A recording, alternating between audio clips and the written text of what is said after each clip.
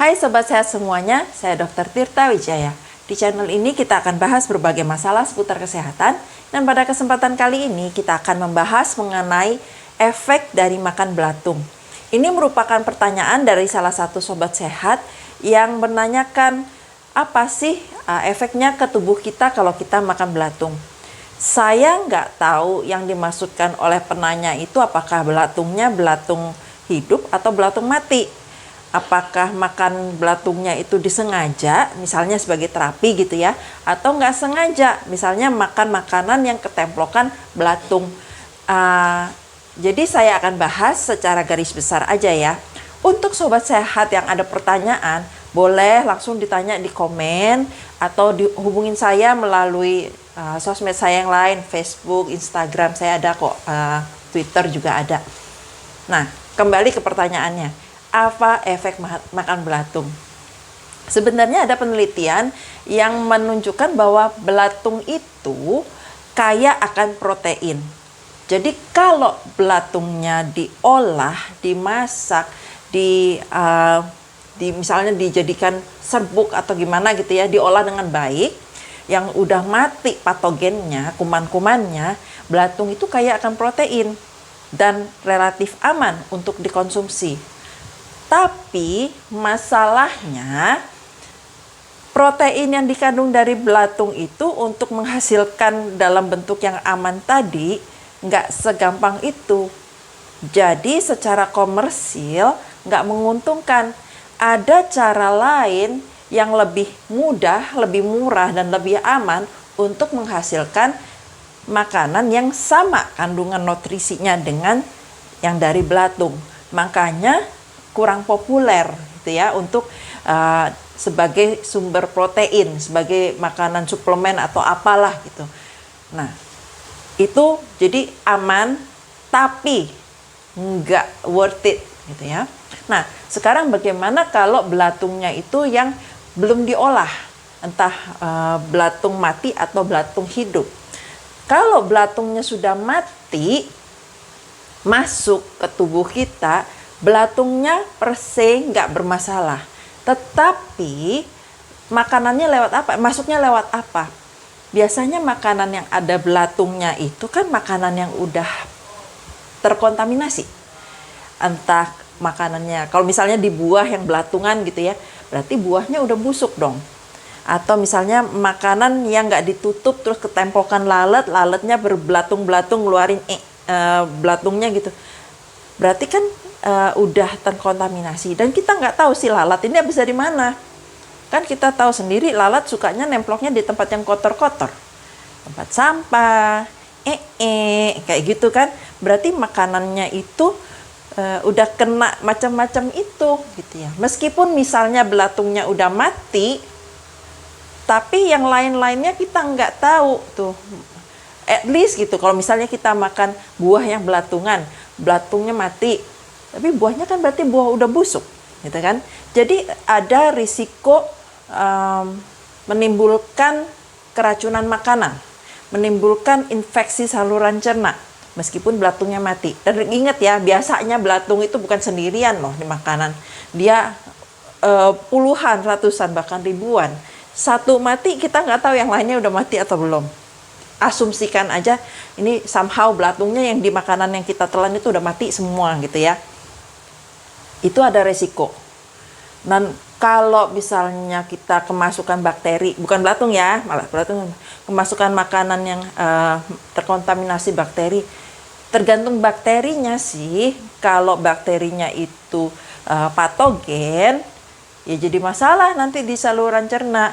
Biasanya gejalanya itu muntah, mual, muntah, diare, bisa sampai demam gitu ya.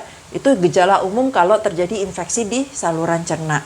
Bisa jadi bakteri tertentu itu punya gejala khusus. Contohnya Helicobacter, itu gejalanya seperti orang sakit asam lambung gitu ya.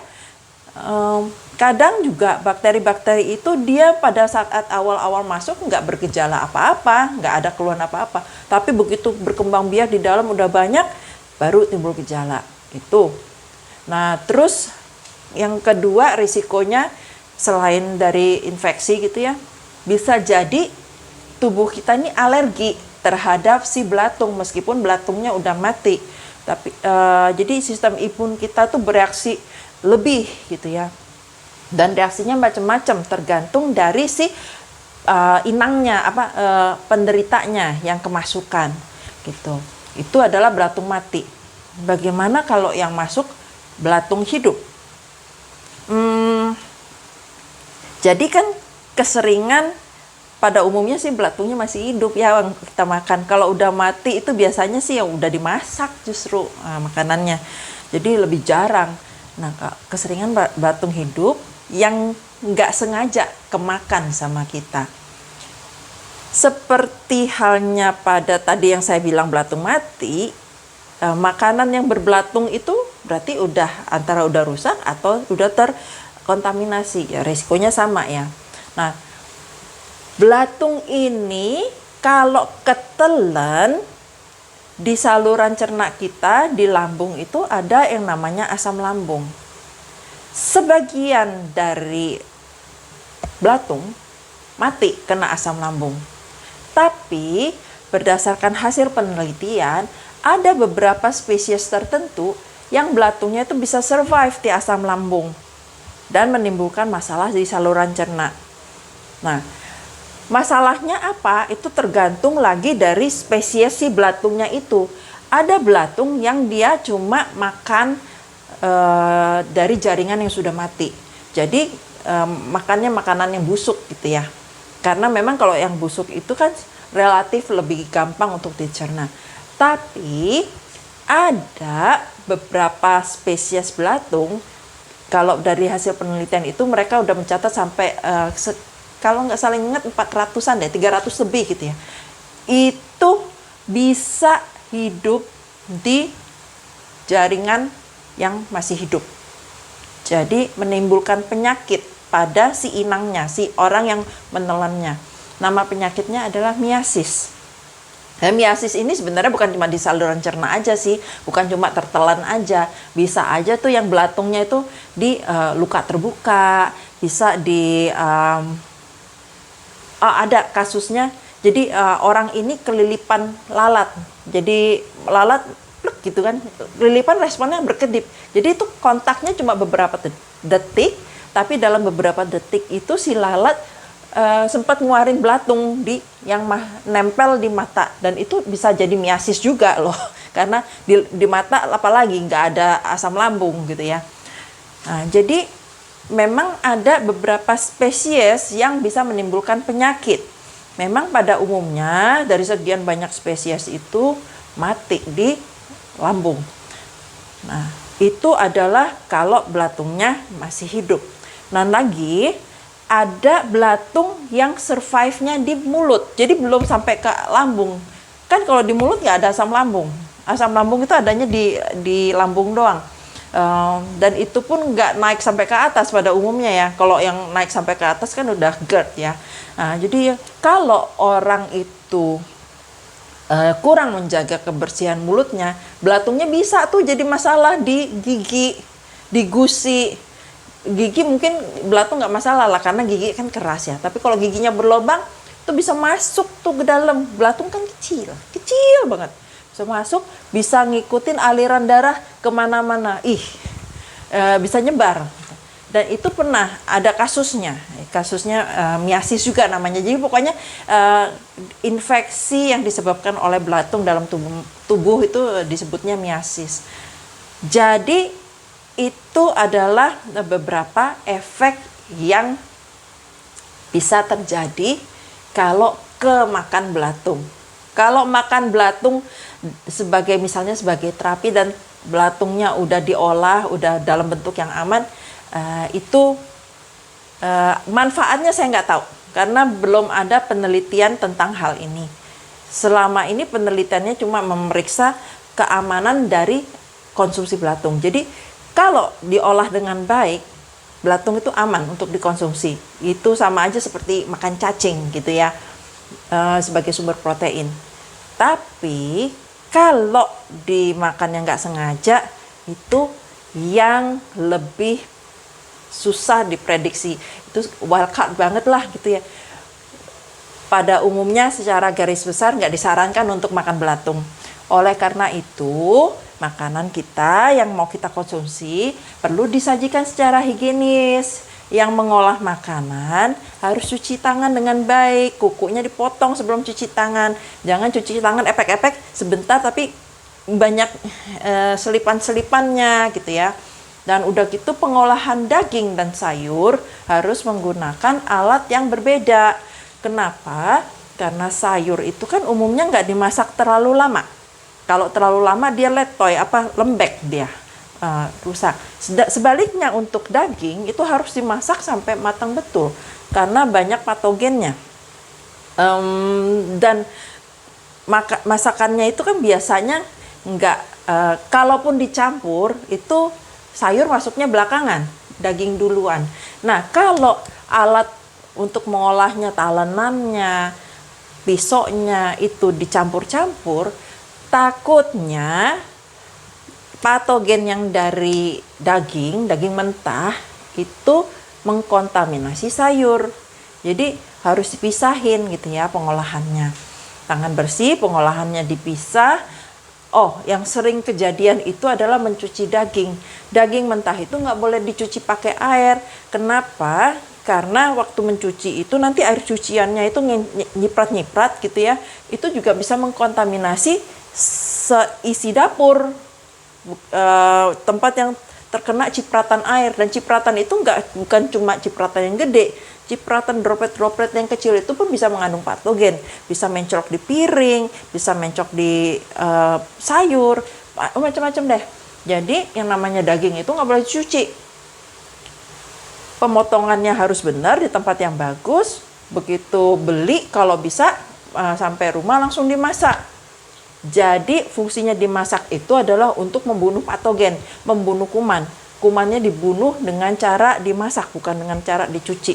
Kalau nggak mau langsung dimasak, masukin plastik, masukin freezer, gitu ya.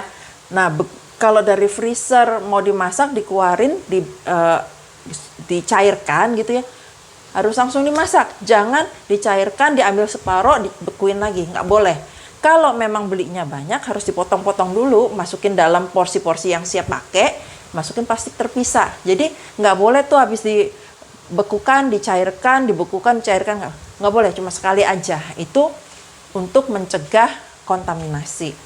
Nah, setelah dimasak dengan cara higienis, ini makanan harus segera disajikan, nggak boleh lama-lama dalam suhu ruangan. Kalau misalnya masaknya banyak, mau buat beberapa kali makan, itu langsung dipisahin. Yang mau dimakan ditaruh di piring, sisanya langsung masuk kulkas.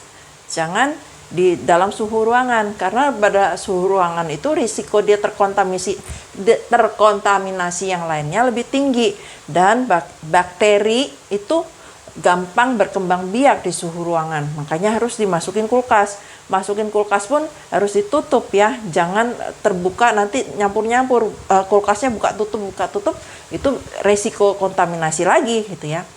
Jadi pengolahannya seperti itu.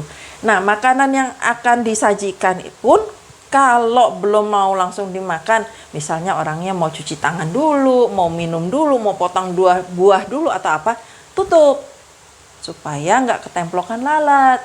Nanti begitu lalat nemplok, keluar larvanya. Sama aja, terkontaminasi juga.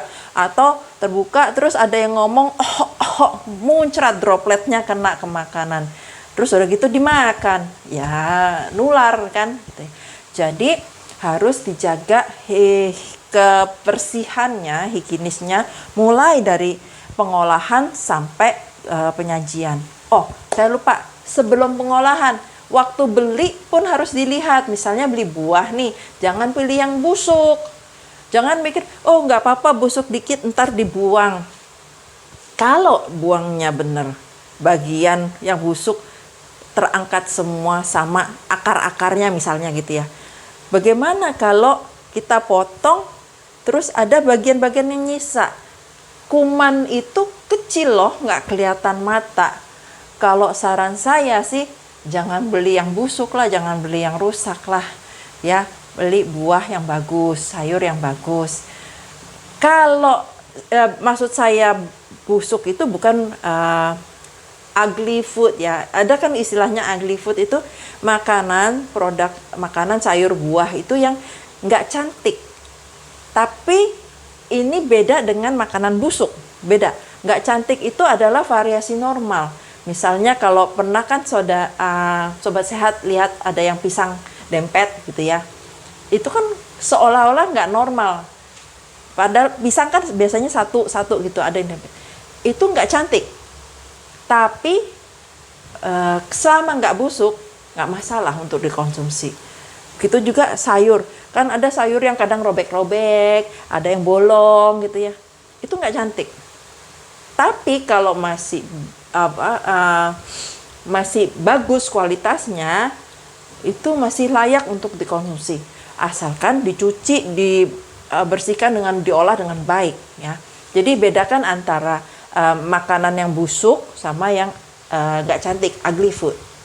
Itu beda. Untuk makanan yang nggak cantik masih tetap bisa dikonsumsi selama nggak busuk. Ya. Nah, terus makanan yang diproduksi pun misalnya kayak roti, makanan kaleng, itu biasanya ada tanggal kadaluarsanya.